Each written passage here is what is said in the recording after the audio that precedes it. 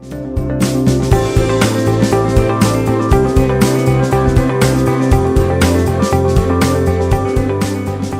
back again to our fifth session, right?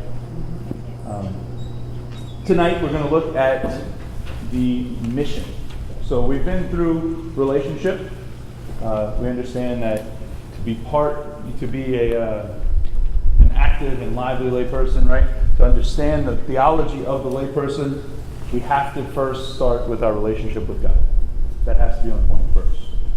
Then we're baptized, and we're baptized into Christ's priesthood, his prophetic office, and his kingly office, his kingly role.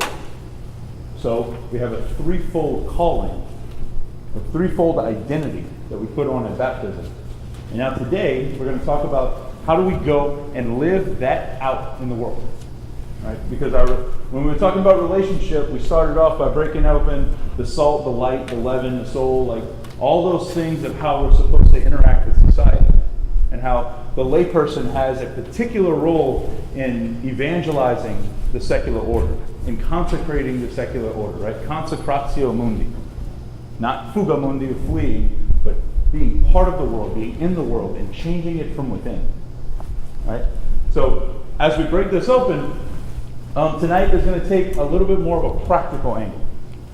We'll talk a little bit about some theory. We'll talk a little bit about some different things like that. But mainly, we're going to talk about some different areas that we're going to experience this kind of tension, where we're going to kind of experience the hold of the world to try and stay like it is, right? Where we're going to feel probably some discomfort in going. But I think it'll be really beautiful, and hopefully at the end we can have maybe like some good discussion going on about just practical stuff, right? Because honestly, living as a Catholic today, it's hard. Living as a Catholic today in the church is hard, one, but living as a Catholic today in our culture is a completely different ballgame. And it's just as hard, if not harder, right? So we'll begin there. Let's start by looking at last session, right? So session 4, we looked at king. And when we talk about king, we don't talk about ruling. We don't talk about being up here and having all my subjects underneath me. It's kind of flipped, actually. We talk about uplifting. We talk about serving. We talk about shepherding, right? Yesterday's gospel was they're sheep without a shepherd. So we're talking about the layperson stepping up in that role of shepherding, or bringing people along. When we mean king, that's what we're talking about. Jesus fulfills this in the Old Testament. We looked at David, the example of David. Jesus fulfills David in the fullest way and reveals to us our inheritance, which is heaven. We read that beautiful line from those beautiful words from Revelation. It was that had what our inheritance looks like. It's a city made of basically of diamonds and jewels and gold, and it sounded pretty intense and pretty big, but that's what our inheritance is, just by our baptism. Like, that's what we're supposed to be given. Service to the world at large comes through our observance of Catholic social doctrine. So that shepherding comes through our observance of those themes of respecting human dignity, of solidarity, of subsidiarity, where we let the most local group kind of govern what they can, right? So we were breaking open some of those themes of Catholic social teaching. Making a gift of ourselves in the world, so that serving begins with knowing ourselves in light of Jesus Christ. So we have to always go back to this relationship, which is going to then animate our service. It's going to animate us living out those themes of the Catholic social teaching. Relationship is always our starting point. The next one was right here, right? Being a master of ourselves. We have to be masters of ourselves, so we have to be people of virtue. We have to have like those moral virtues, those natural virtues before we can, like, grace builds on nature, right? So if the nature is compromised, the foundation that we have that we're trying to build our faith on isn't going to be too great. So we have to have those human virtues first. we have to be purging ourselves constantly of sin. The greatest saints start off in what's known as the purgative way, where you're trying to pull out all your actions of sin before we can really be on the road to holiness and sanctity. So constant purgation. And then lastly, at the end of our kind of trip through King, we look back and we said, know it, do it, offer it. It said baptismal triad of to know it is the prophetic, to do it is the kingly, and to offer it is the priestly. So just a quick little easy know it, do it, and offer it. And that's the call of every lay person. That's the call of all lay people, right? So today, we're going to talk about how do you know it, do it, and offer it. What does that look like in the world? What does that look like in the practical, kind of down and dirty stuff that we have today in the world? We can begin section 5, mission. We put our little mission statement of our class. Mission, right? We put our little statement here just as a little reminder. Only from inside the church's mystery of communion, so that mystery of communion, our relationship with God, is the identity of the lay faithful made known and their fundamental dignity revealed.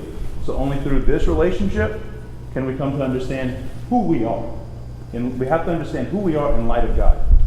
And only when we understand who we are, only within this context of this dignity, can their vocation and mission in the church and the world be defined.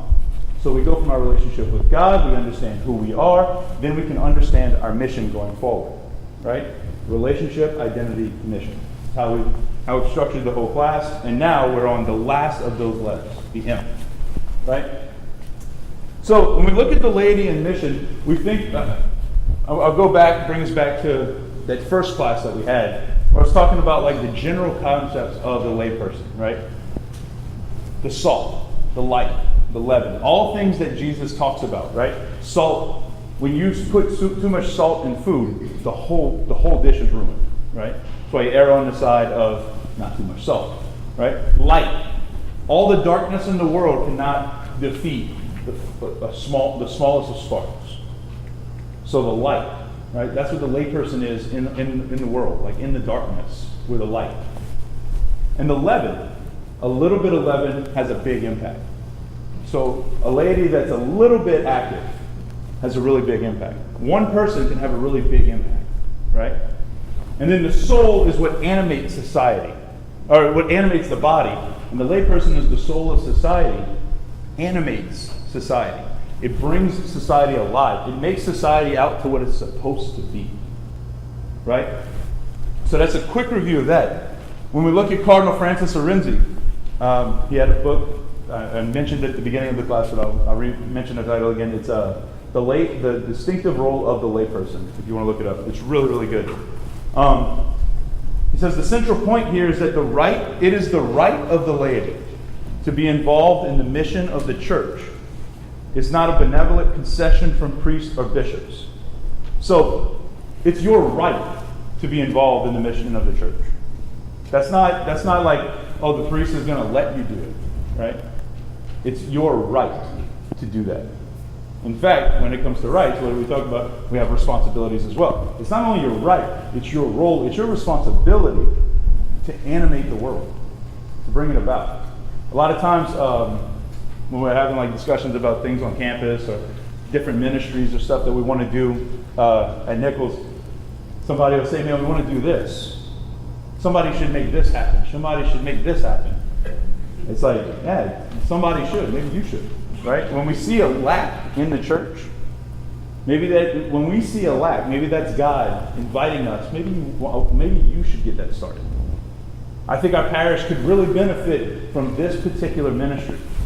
Okay, go ahead. It's your right, it's your responsibility. When we see a gap in the formation of the faithful, you're working with priests on this, right? You're working with the clergy. Go ahead. It's not for the priest to necessarily have. Now you want to make sure that stuff's in line, right? But it's not on the priest to make all those things happen.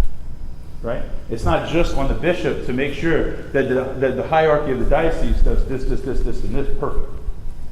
It's everyone. It's all of us together in building up the church.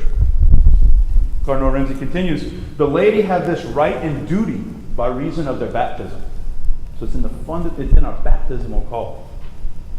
The sacrament creates a fundamental equality among all the baptized to live the new life in Christ and to witness to him according to one's vocation in the church and in the world. So your call, my call, everyone's call as a baptized Catholic, is to witness that identity of priest, prophet, and king in the world. That's our call. That's like, we need to be doing that at a minimum. So like that's the low bar of witnessing, of living out priest, prophet, and king every day in our lives. It's hard. But that's like the low bar that we should be aiming for. Right? So, but one thing to realize, like one thing I think that's key in that line is there's a fundamental equality that's there. So the hierarchy of the church, the clergy, the layperson, everyone, as a baptized Catholic, we have an equality on that, where that's what we're called to do. Right? So that's like a universal call for everyone is to evangelize in the world. So when we're talking about mission, tonight's PowerPoint, you're going to notice, has a little bit of a theme. We got like a mission out there. We got different areas that we have to evangelize, right? Redemptoris Missio is a letter from John Paul II. I'm off on dates. I want to say it was like 88, but I'm not sure. John Paul II though writes this on like missionaries, basically. That's what it's about. Is the whole article is about going out and being missionaries in the world. A lot of that sounds like, oh yeah, going to like third world countries and things. But at a certain point, he kind of reins in the definition a little bit, and he says, no, everybody, the church in her identity, in her very nature, is missionary. We're all called to be missionaries. So like when we got family, work, culture, and discernment, those are like mission fields that we're all called by our baptism to go into. Right? Redemptoris Missio says, the sphere in which lay people are present and active as missionaries is very extensive. Their own field is the vast and complicated world of politics, society, and economics on the local, national, and international levels. Within the church, there are various types of services, functions, ministries, and ways of promoting the Christian life. So like, as a layperson, you're called to go out and to evangelize within like the structures of politics. I hope everyone's heart skipped a beat on that. Right? It's scary. It really is. Right? It's our job to do that in economics, in big business. So a Catholic is supposed to be a Catholic businessman, right? Is supposed to be the one who's going to go and run his company or run her company as a virtuous, holy CEO. Maybe not make the best decision when it comes to a financial gain, but make the right decision. That's hard. The Catholic is supposed to be the one in politics who's going to promote and not going to compromise certain values, such as the dignity of life, care and promotion of poor people, and like those basic things that we have in Catholic social teaching. That's hard, especially in the climate that we have today. That's just two of the areas, but it goes much wider than that, right? Like it goes into our families. My homily this weekend, I said something like, because everybody's got that like one uncle, when he shows up, you know he's coming and he's going to start trying to kind of stoke the fire and see if he can get under your skin, right? Well, what about that faith thing, right? It's like, ooh, stop it, Or that everybody's got that one sister-in-law who like loves to talk about everybody's problems except hers, right? Like those are two examples of, as within your own family, within every one of us, our own families, we have those situations where we can stand up and witness to the faith, witness to our relationship with God, witness to our identity, priest, prophet, and king. So when we're commissioning for a mission, we're not commissioned like, it's not supposed to be like, oh yeah, it's going to be easy and simple and everybody's going to love us, right? The disciples themselves, they were rejected and they shook the dirt from their sandals and they kept going. And that's what we're called to do. So let's break open these particular areas, these particular mission fields. And we'll probably have some fun in doing so. So the first one, and probably the one that's under the most attack, that's probably because it's the most important of all of the fields, is the family. John Paul II, that's supposed to be two. John Paul II says, as the family goes, so goes the nation, and so goes the whole world in which we live. Think of any construct that we have in our society. Any universities or communities or towns or cities or whatever. Every one of them is built up through a compilation of families. Right? Families are the fundamental building block of our society. It's the smallest, most fundamental building block that we have in our society. Because everyone can relate to a family. And where do most of the social justice issues that we have in our world attack? Right there. They attack right there. Husbands and wives, they attack right there with kids. They attack right there with gender identity. They attack right there when it comes to things like abortion. They attack right there. The enemy's not stupid. He knows where to attack. Right? So, I'm going to play a video by Cardinal Burke, and then we'll break open some of these things after. Cardinal Burke, he's a U.S. Cardinal. I forget where he was. Just really, really solid. And he gives a little testimony of his experience of family life as a young person. So.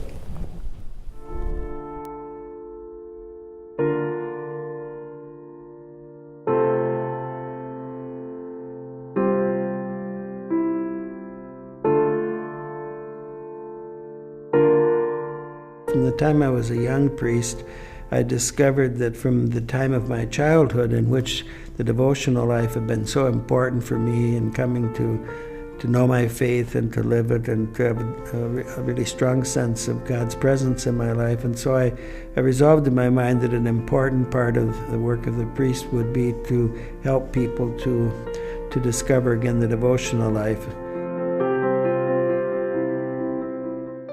It was always clear that from the time I was small that Sunday Mass and regular confession were at the heart of our faith, the heart of our relationship with our Lord. But then we had these devotions by which that intense encounter with our Lord that one has was extended. For instance, we had the image of the Sacred Heart enthroned in our home, and it was a place where we would say special prayers for family members or in a particular need or crisis. During May, we had a special altar, a little table in our home where we brought flowers every day for our Blessed Mother and said special prayers. And I remember something too as simple as obtaining blessed candles on the feast of the presentation of our Lord. And then I remember whenever there'd be a bad storm or whatever, my parents would always light the blessed candle and we'd pray there, and there was a sense of how God protects us also in these times. They were very natural, they brought much joy to us and helped us really to develop a strong faith life. A young family should understand from the very beginning of the married life that the home is a little church. In other words, that if the husband and wife participate in the love of God, which is faithful, lasting, enduring, and procreative, fruitful, then the home is a little sanctuary, a place where God is dwelling through their love for one another, and eventually one always hopes with the gift of children. So that, for instance, the enthronement of the Sacred Heart would be a very appropriate act to carry out in devotion, and then a special place for a statue or a painting of our Blessed Mother, St. Joseph. Also, the Germans had an old tradition, at least in Bavaria, of what they called the Gotteswinkel, the God's corner, in which there would be the statue of our Lord, perhaps the Sacred Heart, and the statue of our Blessed Mother, the Bible. But it was a special point of reference in the home where the family would gather to pray or to read a passage from the Holy Scriptures. In all these little ways, tangible, visible ways to express the truth that the marriage, the family is in God and is a little church, is the church in its first cell, and then it's through families gathering together that we have parishes and then eventually dioceses and the church throughout the world.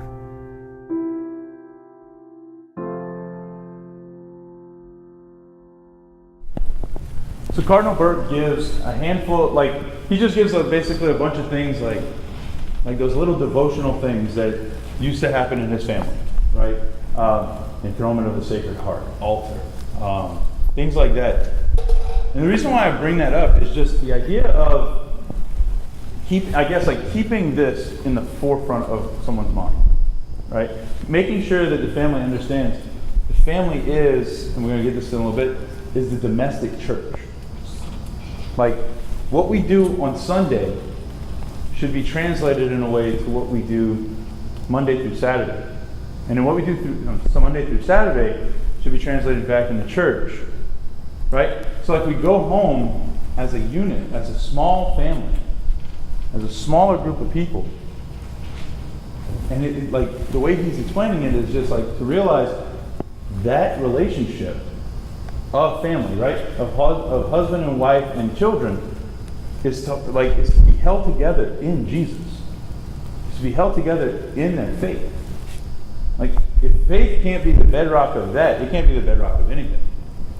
We come to, the family itself, in a way, serves as a sacrament to the Trinity. The Father, the Son, the love they share is the Holy Spirit.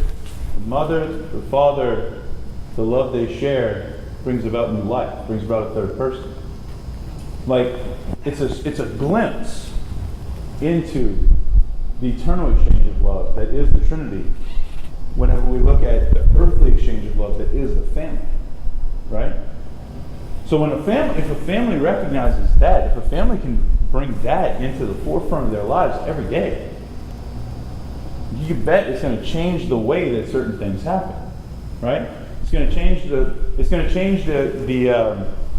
way that the husband and the wife, live together. That there'll be a pouring out back and forth as opposed to just a coexistence, right? Children won't look as a burden, but they'll be looked at as fruit of the love between the two. Now, I say this, and I know it's this is all the theoretical, and this is the best. Oh yeah, that sounds so great, but that's not how it is, right? If you read Amoris Laetitia, it's the most recent document by Pope Francis, and it was after all the Synod on the Family and all the stuff that we're hearing. And he goes back, and if you read it, he goes back and forth a lot. He goes between the theoretical and then the actual, and then the theoretical and then the actual, and the theoretical, and he keeps doing this. And a lot of scholars and stuff, as they were reading it, they're like, "What is he doing?" And then if you read it from a dumb seminarian spot, we're like, "Man, this is great," because he's doing kind of this back and forth thing, right? Because he's trying to speak to people where they are. He's not trying to just give the theology.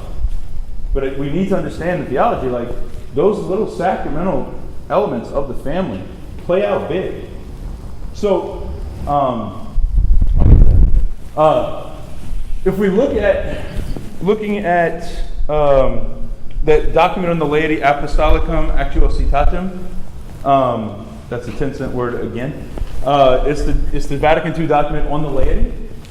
Here we'll read, since the Creator of all things has established conjugal society as the beginning and basis of human society. So from Genesis 1, right? From Genesis 2, I'm sorry. From Genesis 2, where we have Adam and Eve, the crown of creation is human beings, right? The end of, the best of all creation is human beings. Rational souls, the whole nine, right? And he makes sure, we read in Scripture that the creation of Adam and Eve, he makes them different but equal. He makes them within conjugal life. He makes it where they have this ability to exchange love and bring about new life. And it's a beautiful element. He established all society on that. Right? So it's the basis of human society. And by His grace has made it a great mystery in Christ and the church. We're going to break open Ephesians 5 in a little while. The apostolate of married persons and families is of unique importance for the church and civil society. We need to begin at the family when we're talking about evangelizing a culture. We have to begin on the most, like the smallest and most fundamental level that we can.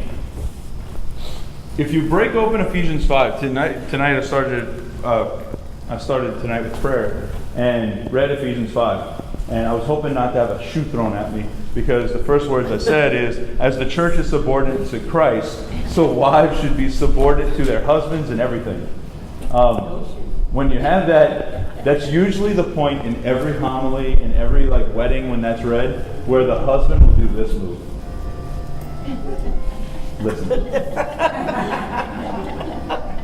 What happens is when they do that move, they miss their point. And it's a little bit bigger. Husbands, love your wives, even as Christ loved the church and handed him over for her to sanctify her, cleansing her by the bath of water with the word, that he might present himself, the church, in splendor, without spot or wrinkle or any such thing, that she might be holy and without blemish. So, ladies, you're called to love your husbands and be subordinate to him. And gentlemen, your job is to take that as your mission statement and love like Jesus did. How did he do it? He died on a cross. He kept her perfectly clean. That's what he does for us. He cleans us. He keeps us pure. Right? That's the angle of the bridegroom and the bride. That's the beautiful imagery we see when we talk about that. Now we sin, we fall, but we go back to that same sacrifice to wash us clean. Right? That's what men are supposed to be. Now a lot of times this gets read at weddings and people are like, oh, it's such a beautiful insight into married life. The thing about this statement is that it's not about married life. It's about the way that Jesus lives. It's about the way that Jesus served. In fact, verse 32 says, and that's the one that's quoted, this is a great mystery, but I speak in reference to Christ and the church. Explicitly, Paul says, I'm talking about Christ and the church. This is the way that Christ loved his church. And because of that, every husband, you should follow his example. Church, this is how you follow Christ. So because of that, every wife, you should follow your husband that way. It's a both and. It's not an either or. This is the way this is the image. This is that theory, that theoretical and perfect example of how a married couple is supposed to live. Right? What happens though is these 4 tasks of family life usually just we get bogged down in. Families get bogged down in these 4 things. So forming a community of persons. That when Familiaris Consortio, which is from John Paul II, when he talks about forming a communion of persons, he's talking about husband and wife. So forming a community of persons, so a common unity of persons, the two becoming one, not necessarily in a physical way, but emotionally, spiritually, in every other way. One of a really, really good homilists once explained the community of persons, the two coming together like that, as suffering the conversion of your spouse. Think about that. Suffering the conversion of your spouse. Not just in their relationship with God, although that's part of it, but suffering the conversion of your spouse in all of those aspects. In all the human aspects. So that one thing that you can't stand that your husband does. Or that one thing that you can't stand that your wife says. It's there. Being able to suffer conversion and grow together. Serving life. So having children, right? Promoting life. Maybe if you can't have children, like promoting life in all aspects. That includes things like a couple who may be sterile, and that's a terrible thing, and usually it's like a very hard thing for people to come to grips with. But serving life doesn't have to mean just having my own children, but it's also maybe something like adoption, right? Maybe it's something like a couple who feels they're called to go do mission work, right? And they're going to go and serve life in that way.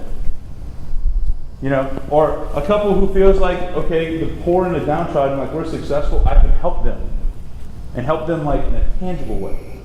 Not just like, oh, I'll pray for them whenever you have the means to help them, you know, in a more tangible way. Participating in the development of society. Your work life. Our participation in the wider community, whether that be like a political angle or volunteering or something like that.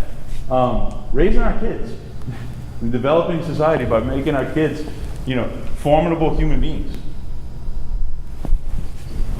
And then sharing in the life and mission of the church. So the stuff we actually could do out in the world, within the context of the lay vocation, but also with the stuff that you do at the church to help out, to volunteer, right?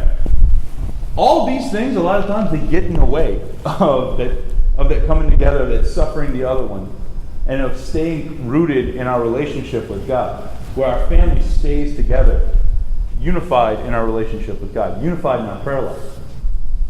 Because a lot of times what we do is we can kind of set all the things I have to do in my prayer life in contention with one another. Right? A friend of mine was talking to me one day, and he said, it was Dr. Neal, Dr. Tom Neal, professor I talked about in the past. He said there was a nun and there was a mother of 5 that were talking one day. And the mother of 5 she was so depressed because she's like, I can't like pray an hour every day, and I can't because I have all this stuff going on. And the nun looked at her and said, with the grace, the way, I don't want to butcher it too bad, I know I'm going to, but it was like something along the lines of like, the grace I receive in a holy hour, you receive in 15 minutes of prayer, in 5 minutes of prayer. Because your state in life doesn't allow for it, right? Your state in life, when you got to take care of 5 kids and run them all over the place, it doesn't allow for you to sit and do a holy hour and pray all the office of readings and go to daily mass every day and all this, like, and pray the rosary every day, and like, don't bombard yourself with guilt and shame and hurt and just like you can't carry as much because you're trying to do something that just doesn't fit with your state in life. Right? It's a call, and we'll talk about it a little bit later. Like, it's on everyone to discern what is it that the Lord actually wants me to do. Like, what is it? And like, when it comes to my prayer life in particular, you know, hey, is 15 minutes long enough where I can sit in silence, pray with the Bible, and listen to Jesus daily? Right? So the reason why, like, for this class, for example, when we're talking about homework and stuff, that I said like 15 minutes a day. 15 minutes a day is a good number. If God feels like you should be sitting there longer, He'll let you know. But it's a good starting point. 15 minutes a day. That's not too much to ask. We waste more than that on Facebook or TV or something every day. Like, we could sit for 15 minutes a day and just reflect, right? But it's like, don't think that you have to overcorrect and be like, I'm going to do an hour, or I'm going to read the Bible, you know, front to back in a month. Like, it ain't going to happen. Whenever you got family and life happening, right? It's supposed to be that our faith life enhances our family life, and our family life draws us back to our faith life. Right? If you look on the back of the handout, this whole idea of the Ecclesia Catholica and the Ecclesia Domestica. Ecclesia Catholica would be like the Catholic Church, explicitly, but it's Catholic means universal. Catholic means universal, right? So the universal church and the domestic church, the miniature church, the small church, like Cardinal Burke was talking about, right? They're supposed to point to one another. They enhance one another. They're not in contention, right? A friend of mine, like for example, before we read this, like a friend of mine told me one time, he said, like to kind of structure his family life, to structure his household to look like the liturgical calendar was his idea. So like when we get to, when it's Advent, he didn't throw like all of his Christmas decorations out on like December 3rd when we're in the middle of Advent. Right? Whenever Advent's supposed to be more of a time of preparation, more of a time of fasting, more of a time of penance. Maybe not as intense as Lent, but still penitential. Right? So what he would do is until about I think 8 days before Christmas, he would throw out, or 12 days, whatever it is, it's the old ant fund. He would throw out all of his garland. And he would have like a bare tree with just like lights on it. He would put like the garland on his fireplace and stuff, like, but it was just a garland. Like as an anticipation of like, oh, Christmas is coming. It's not here yet, but it's coming. Then come Christmas Eve, it was like go all out for like the 12 days of Christmas. And then after that, tear everything down. How often in families is it like December 25th at 5:30 in the afternoon and we're passing down the road and we're seeing people pulling the Christmas tree out and got them by the sidewalk, got them by the side of the road, or they're going to try and figure out how we can save coastal erosion with the Christmas tree, like those kind of things. Like we're not celebrating the actual time of Christmas. Like we're not celebrating the octave. We're not celebrating the time whenever we're actually supposed to be celebrating because we've already moved on to the next thing. We look at it, you can look at Easter, same thing, right? In our culture especially, Mardi Gras, what do? We have a really, really big party before we go into Lent. Like, how are we living, how are we reflecting the liturgical life of the church within our own family? Right? And then how are we approaching Mass as a family, as a family atmosphere? We come to a table, we share a meal together. It's a sacrifice of the Mass, but it's a meal too. Like how often, I remember growing up, it was Sunday, was at grandma's house, right? And the whole family was coming over. And somebody was going to steal your seat. But like everyone, we would all go to one place, we would eat, and we'd go together. Welcome to Sunday Mass. Like we as a Cajun culture have that kind of like in our blood already. But it's approaching these things and kind of reframing them in our lives. So if we look at the universal church, this is also in Familiaris Consortio, the same document by John Paul II. It says, the church as mother that gives birth to, educates, and builds up the Christian family by putting into effect in its regard the saving mission which she received from her Lord. So listen to the language of the church in this. The church as our mother, in context of the universal church, gives birth to, educates, and builds up the family.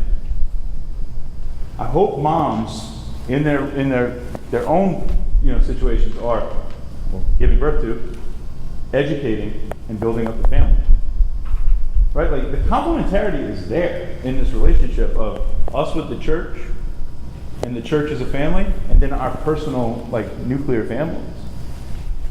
By proclaiming the word of God, the church reveals to the Christian family its true identity, what it is and should be according to the Lord's plan. By celebrating the sacraments, the church enriches and strengthens the Christian family with the grace of Christ for its sanctification, to the glory of the Father by the continuous proclamation of a new commandment of love. The church encourages and guides the Christian family to the service of love, so that it may imitate and relive the same self-giving and sacrificial love that the Lord has for the entire human race. In your family, have you ever had to feel like you were reliving the sacrificial love that Jesus had for the church on the cross? Like when you suffer for your spouse, when you suffer for your children, right? And not like necessarily like the extreme example of not eating so your kids can eat, something like that. But more so like for men, there's a fishing trip this weekend, but my daughter's got a dance recital. That hurts. That hurts, right? Or a mom who's just tired of going to baseball tournaments, but is sitting out in 110 degree heat with the little fan with the water that sprays, right? Why? Because she loves her son. Like parents sacrifice and know this and do this all the time. But do we recognize it when it's going on in context, like in that context of Christ's love for the church, the sacrificial love that Christ had for the church, right?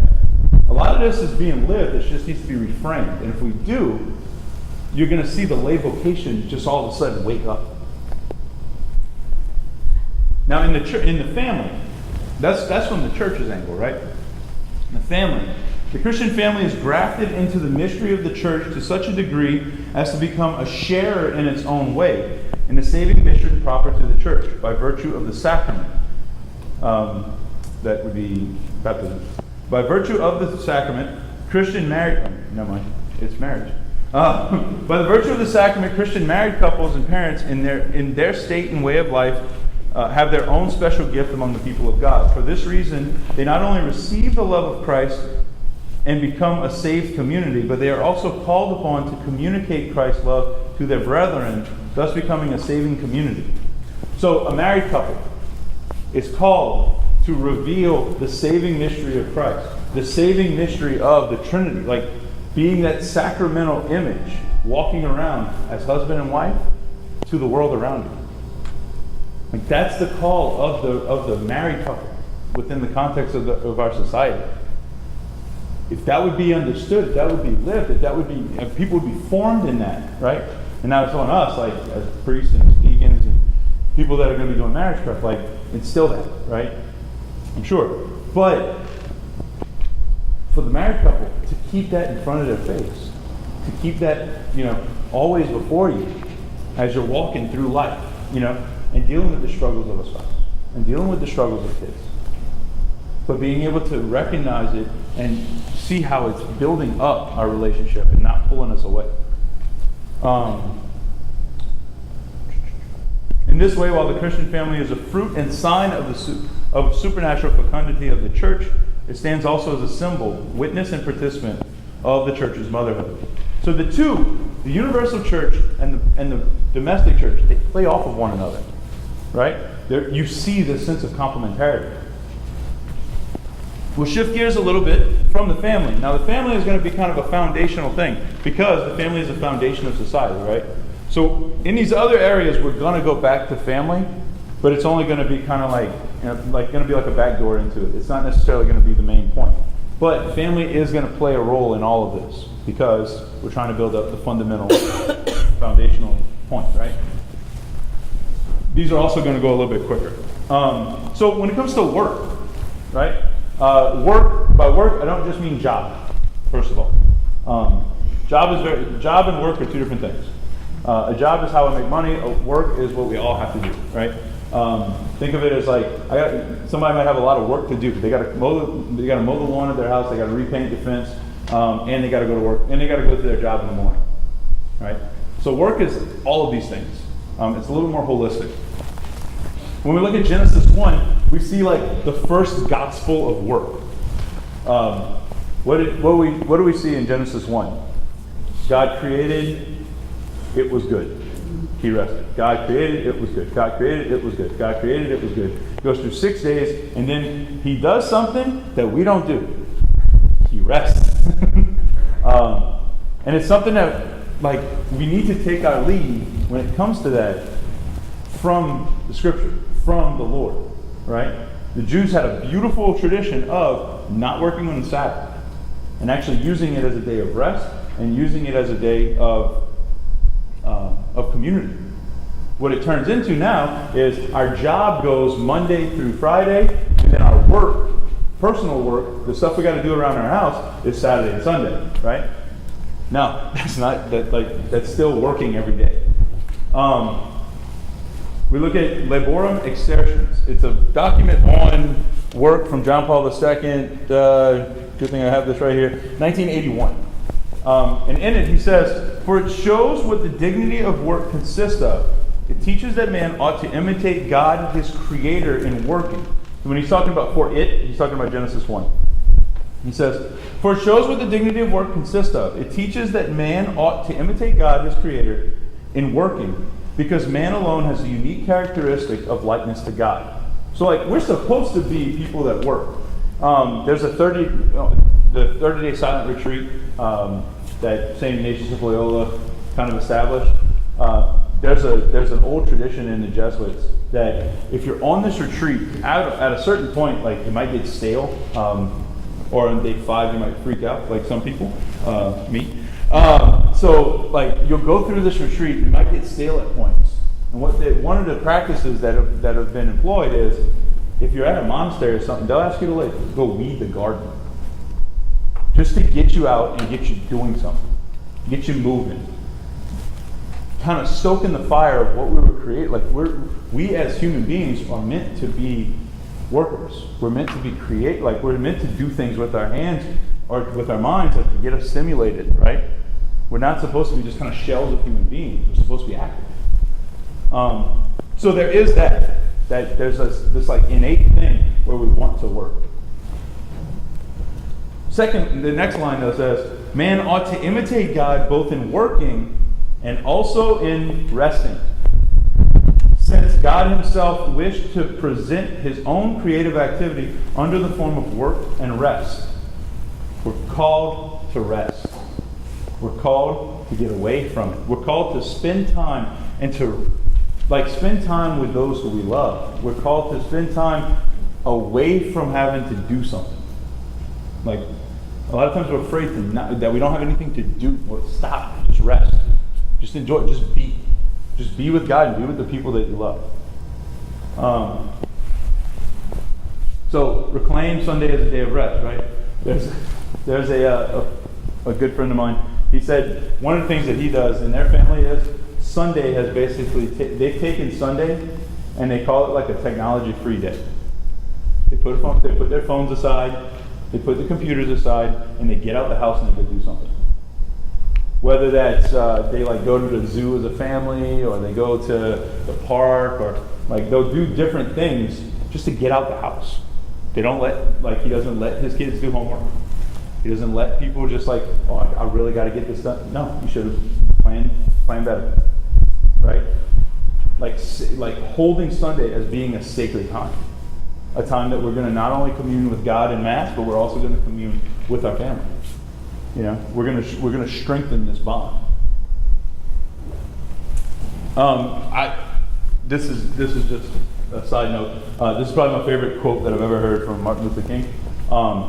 But it's one that I think it's very telling of what the underlying things are, what the underlying problem is in this. We must rapidly begin to shift from a thing-oriented society to a person-oriented society. And he goes on to talk about when things like materialism and capitalism and all these things, like all these isms that we have in the world, when they become the thing, no wonder we have discrimination. No wonder we have a lot of the problems we have are directly associated with our ability, our lack of an ability to unplug, our lack of an ability to just retreat a little bit and focus more on people and less on tasks. Focus more on people and less on the bottom line, like in a business or things like that. But to focus, it gives us a chance, because if we're not focusing on our family, then you can bet, whenever it comes to that business deal, you're not going to look and pay attention to the dignity of the human being sitting across from. If I'm looking at my kids as basically a hurdle that I have to appease and get past, then I'm not going to look at my coworkers as having dignity, and I'm going to try and be a cutthroat businessman, right? Or if I'm looking at my wife as just nagging, or if I'm looking at my husband as just a jerk, then when I get to the classroom, I'm going to look at all the kids the same way, or I'm going to look at my coworkers in the same way, right? When we dehumanize the people nearest us, no wonder we dehumanize the people away from us, right? So very simply, when it comes to something like work has a dignity that we all should recognize, but also there's a balance that has to be kept, right? So rest is a good thing. Another spot, cultural. We're talking about culture. Our culture has what this video, which I'm going to show, it's like a minute long, likes to explain as the culture of me. And basically saying, no wonder we can't have community, no wonder we can't have communion with one another, when we go through our entire life as me. Like, no wonder that families are breaking left and right whenever we have this sense of like, it's all about me. I'm by myself. It's never an us, it's a me. Right? Like an island just kind of going through life. So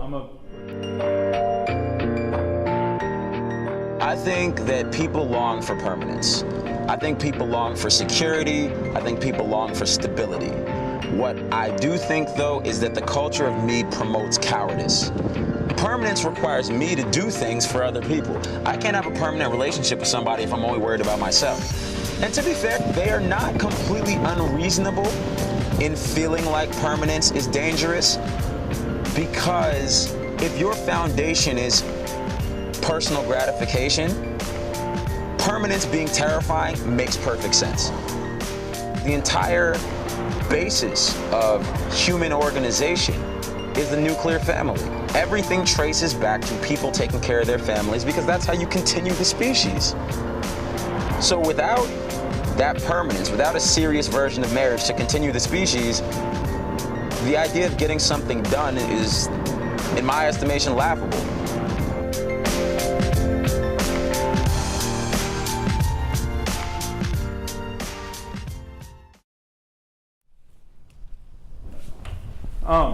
So this sense of permanence, right? Like, if we want to have a permanent state in life, think about like the idea of a lifelong commitment. Right now, it just seems like such a daunting task. When people are like, oh my gosh, you're going to do that for the rest of your life. It seems like a daunting task to the culture. Like, generally speaking, our culture is afraid of the word lifelong commitment. No wonder if we're living life as simply as an island. Right? Where if everything that I define in my world around me is personal gratification, like a lifelong commitment, whatever it is going to get stale. Right?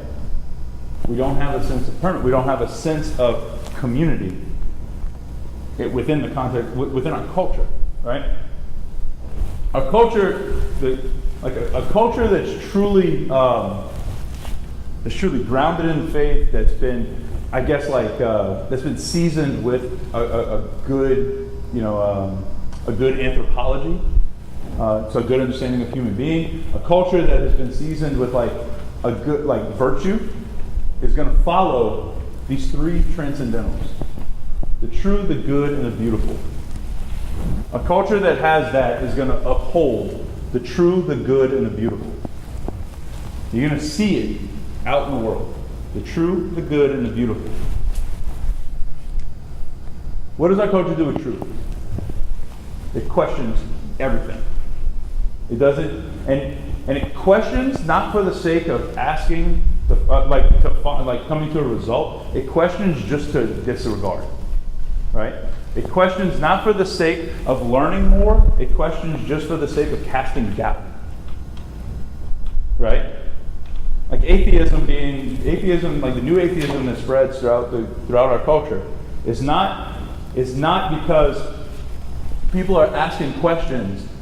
It's being born out of people asking questions that you can't answer. So, there must not be a God. That's how the new atheism of our culture is spreading. What does it do with the good? It exploits it. Our culture generally finds something that might be good, takes it, and tries to make money off of it. And kind of corrupts it in the process, right? Or finds something that's good, and if it can't be corrupted, what it does is it rejects it. So we love a story of somebody who's really good and falls. But if somebody's really good and stays really good, what does he do? He gets mocked. Case in point, Tim Tebow. How many times did the guy might be a good football player, might be a bad football player, whatever. He's a virtuous guy. He's done a lot of good stuff in the world, and he continues to do a lot of good stuff. When he was playing football, he was a novelty, so people were like, oh yeah, and they were just waiting for the fall. There were people in the pornography industry and things that were saying, if you could prove that you had sex with Tim Tebow, we were going to pay you $2 million or something. Like, those kind of things were going on with the good. I'm not saying that Tim Tebow is the ultimate good, but you get what I'm saying? Like, something that's good in our society, that's what we see. Lately, Tim Tebow's in a flight, prays with people because somebody was having a heart attack. Plane lands, they end up saving the guy's life, whatever. He gets mocked because he didn't do anything else except pray with people. Because they thought they thought their husband or their father or whatever was going to die. What do? We try to our culture tries to corrupt the good and reject it if it can. And the beautiful, again, takes any kind of concept of things that may have been seen as beautiful and disregards it, tries to just kind of put it aside or ignores it. There was a YouTube video that was going around a little while back. I didn't put it because I had too much stuff already. There was a YouTube video though that it was like this world-class celloist. And what he did was he just went to, like, no one knew who this guy was. I can't tell you the name, like, it shows how cultured I am. The guy goes into this subway and just starts playing this fantastic music. Like, absolutely fantastic. No one stops. Like, every now and then somebody might, like, drop $1 and keep walking, but, like, no one stops. We don't allow ourselves to be struck by beauty. Like, we don't allow ourselves to be taken by beauty. One of my favorite scenes in a movie of all time was The Secret Life of Walter Mitty. And if you've ever seen that movie, kudos to you. Please go watch it if not. And there's a beautiful image that happens at one point, and it's like this thing about a camera, and it's like if I like a moment, I don't let the camera get in the way. There's so many times that, like, when you see the pictures of the Pope, like driving through St. Peter's Square, no one's actually looking at it. Everybody's looking at their phone away from him because they want the picture, but it's going to be just another one in their phone. We don't allow beauty, we don't allow our experience to strike us. We're too quick to try and capture it or to control it and then move on. Or we ignore it completely. So a culture that upholds these things, and now, like, these things are together. That's why I have Plato, a quick line from Plato: the power of the good has taken refuge in the nature of the beautiful. Like, going back to your ancient philosophers, like 300, like thousands of years before Christ, they understood that these things were goods in society. So, like, the Greeks upheld it, and then they stopped, and then they fell apart. And then the Romans upheld it for a while, and then they stopped, and then they fell apart. And it's been going on for ages and ages and ages in our world. When these things stop becoming the foundation of society, society starts to crumble. Like, society starts to fall apart. What a culture says fulfills these criteria. So what a culture calls true, what calls good, and calls beautiful, explains a lot about the culture. What do we uphold as art in our culture? Like, if someone had to say, what's American art? What is American, like, the American culture as a whole, what's their popular art? Miley Cyrus? Like, TV shows. Like, that's the stuff that we uphold, the stuff that gets the highest ratings, what is it? It's trash. Is it upholding the true, the good, and the beautiful? Okay, us as Catholics are supposed to, and us as human beings are called to uphold the true, the good, and the beautiful. That's how we build a society that's founded on virtue, that's founded on something that's actually strong, that's lasting, and not just on some kind of like popular sentiment, right? Our news doesn't give us true, good, and beautiful. You know, like, our news doesn't give us true, our art doesn't give us beautiful. What is that saying about art? Our economic system a lot of times doesn't give us the good. So what is that saying about our culture? You know? But I don't say that as like a discouraging thing. I don't say that as just like the blanket and to freak everybody out. But like, it needs work. Exactly. Like, it's our job. It's the lay person's job to be missionaries in that area, in those areas. Uphold the true, the good, and the beautiful. It starts at home. It starts at the family. And that seems very like small, like, oh my God, we got this whole thing that's going on in our country, and you want me to like start by talking to my kids better? Yes. That's exactly it, because that's how change comes about. We form ourselves in the faith from a young age so that when we're adults, we can uphold this in society. Right? It ain't something that's going to fix, it's not going to fix itself overnight. right? Now when it comes to these things, like when it comes to this kind of approach towards society, this kind of approach towards work, this kind of approach towards our families, there's a word that we love to say in the Catholic circles, like over the last couple of years, that has basically lost all its meaning, and that's discernment. What we do, the way we approach these things, we have to discern. We have to come to understand, we have to be in a relationship with God and let Him guide us in this process of refining the culture. Of I guess like situating work within our lives properly, and of approaching our families. So when we talk about discernment, first of all, discernment, the best definition I can think of that's simple is to prayerfully consider something. So to not be alone in figuring something out. So two things. One, discernment is much more than just state of life. The word discernment has been hijacked by like vocations offices, like Father Andre. But no, seriously, it's been it's really been hijacked in a lot of ways to just mean where a high school student says, I'm discerning, and that automatically means, are you thinking about being a nun or a priest?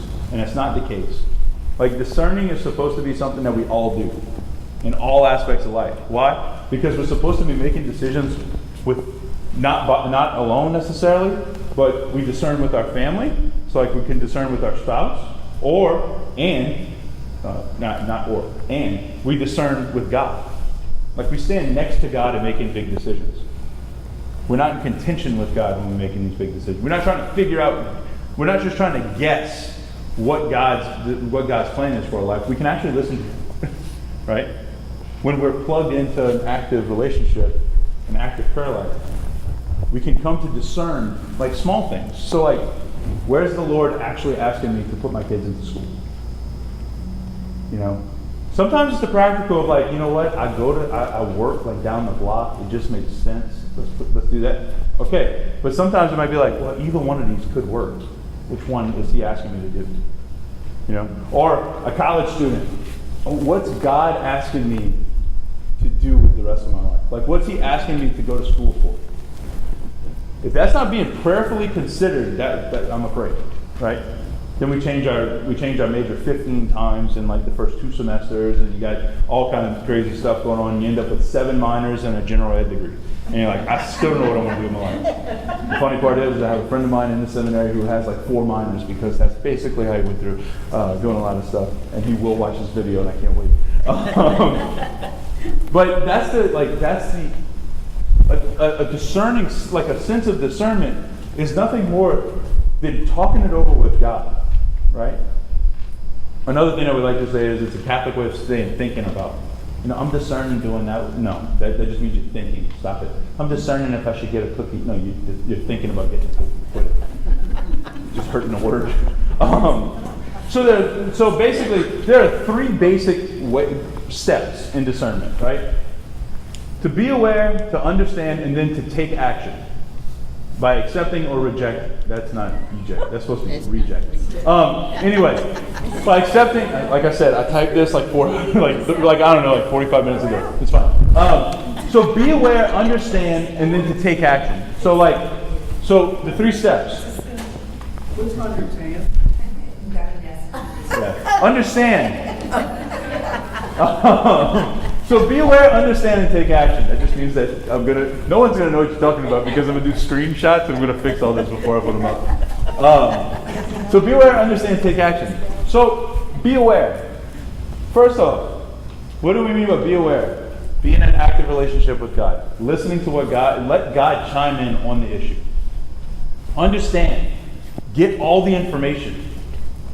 Like, really get a good idea of everything about, like, what goes into this, right? Something for example, my kids want to go to, do I want to send my kids to Catholic school or private school? Well, okay, understand.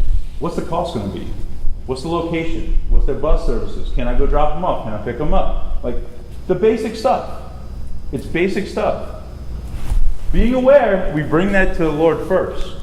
Understand, what can we do? Like, what can I do that best fits my situation in life? And then take action. We actually have to do something. Discerning doesn't happen without doing, right? Discerning means a lot more than thinking about. It means actually doing something. So I either, I'll send my kid to Catholic school, or no, I can't. That's fine. But we bring that before God. We bring this process. We sit in communion with God when we come to these decisions. All of this is kind of like our way of being in mission in these different spheres, right? Discernment kind of builds up. If the family is kind of the foundation of all of this, discerning is the means that we go about it, right? We stay in relationship with God the entire way. Why? John Paul II gives us, in Gaudium et Spes, when he was just a humble bishop at the Second Vatican Council, he was one of the primary authors of this document. And it was a document on the New World.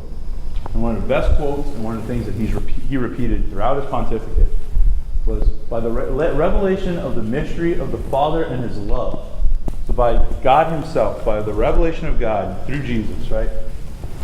God fully reveals man to Himself, reveals man to man Himself, and makes His supreme calling clear. God reveals us to ourselves in those deep relationships. God reveals us to who He's calling us to be, right? God brings out of us the Christian. God brings out of us the saint in the context of our relationship with Him. God solidifies us in our identities as priest, prophet, and king, and shows us what to do, shows us how to do it. Our discernment in life, our living our life with that discerning posture, is going to be something that's going to allow God to continue to work through us. It's going to allow God to continue to move us. It's going to allow God to continue to motivate us and bring us forward in our lives. And that's going to have an effect on everything we do. Whether that be in family, whether that be at work, whether that be within our wider culture. It's going to have an effect on everything we do.